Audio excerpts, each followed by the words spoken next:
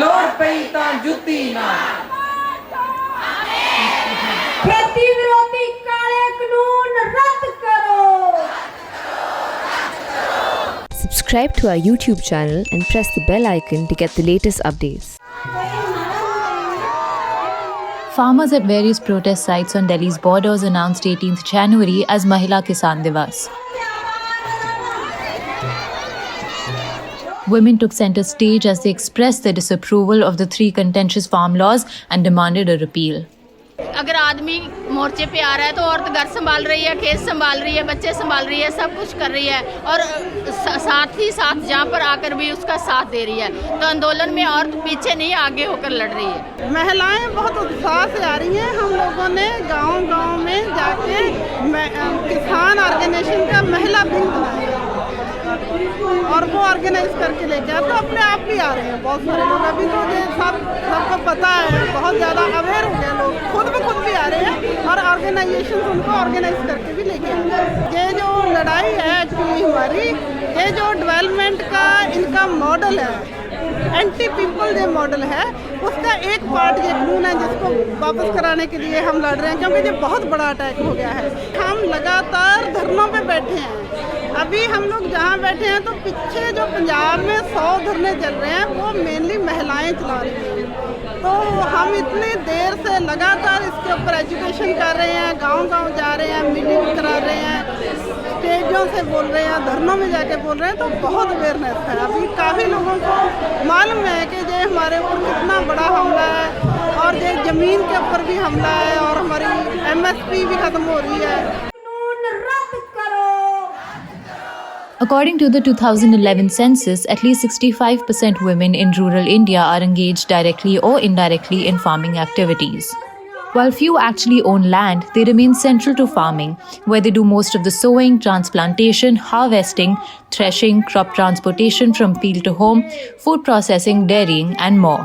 Green revolution आया तो उसकी क्या क्या पॉलिसीज हमारे लिए नुकसानदायक हैं, उस सब के ऊपर हम लोगों ने स्ट्रगल किया। बहुत लंबे स्ट्रगल किए हैं। बहुत सारे केसेस भी हमने फाइट किए, मतलब हमारे ऊपर इम्पोज हुए और हमने वो फेस किए। तो अभी ये जो नया ला है इसके ऊपर भी 5 जून से लड़ रहे हैं हम। तो ये तो अभी पीक पे आ गया है हमारा।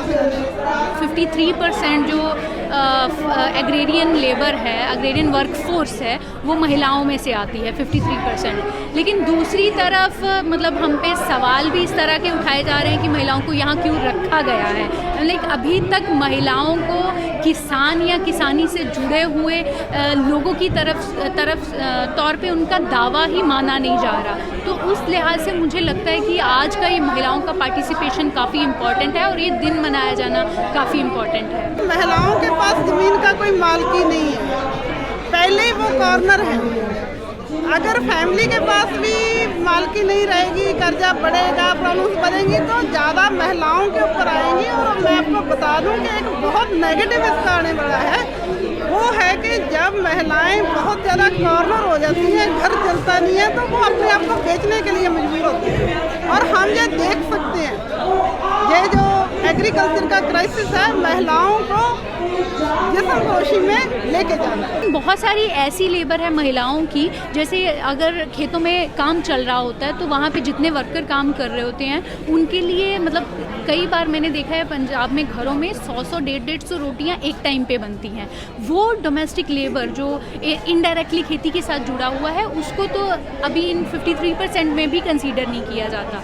तो मुझे लगता है कि अभी तो मतलब हमारी लड़ाई तो बहुत अभी पीछे खड़ी हुई है। अभी तो हमें स्टेट को भी और इवन लाइक हम में से भी बहुत सारे लोग हैं जिनको ये मनाना है कि हमारा भी उतना ही हक है किसानी पे जितना कि किसी भी मर्द किसान का।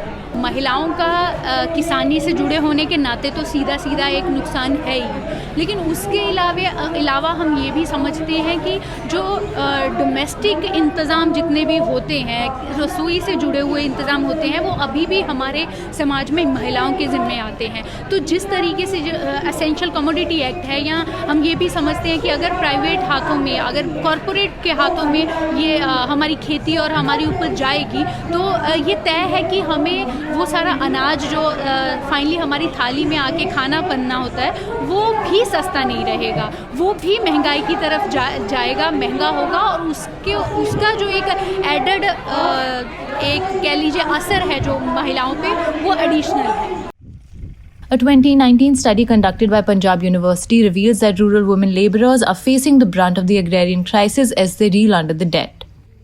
While farmers have been voicing their concerns, labourers have also joined the fight against the laws which they believe have only made their existing conditions worse.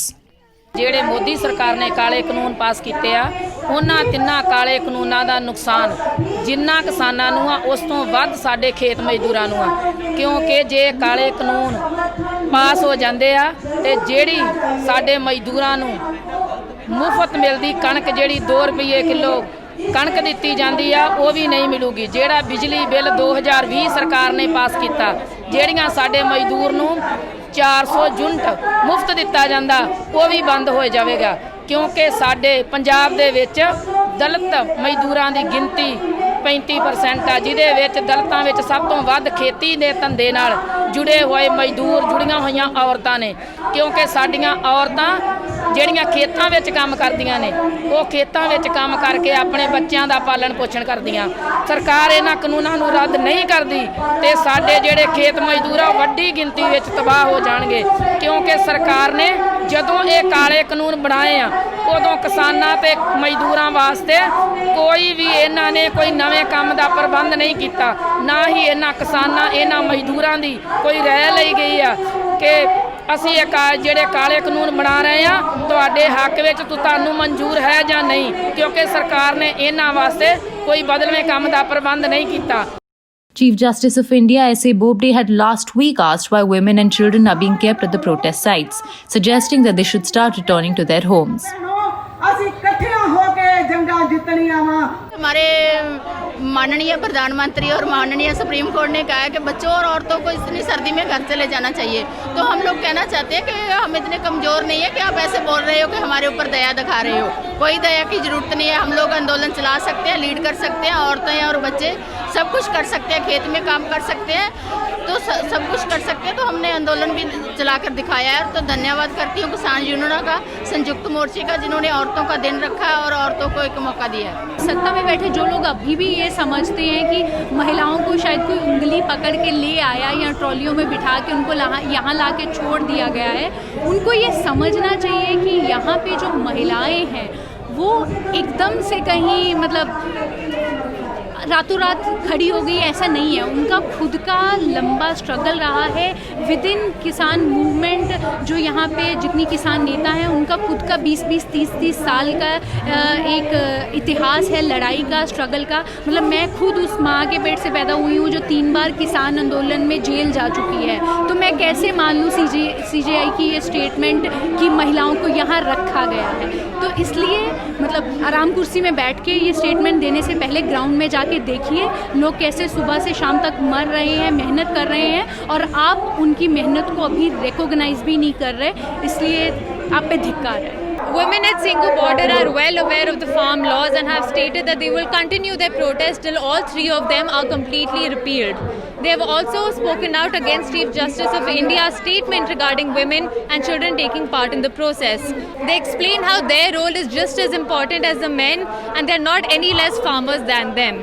The protest against farm laws at Delhi's borders will soon complete 2 months and they're scheduled to take out a tractor rally on 26th of January, that is Republic Day, registering their protest against them. With Manisha Mondal, this is Taran Deol reporting for The Print.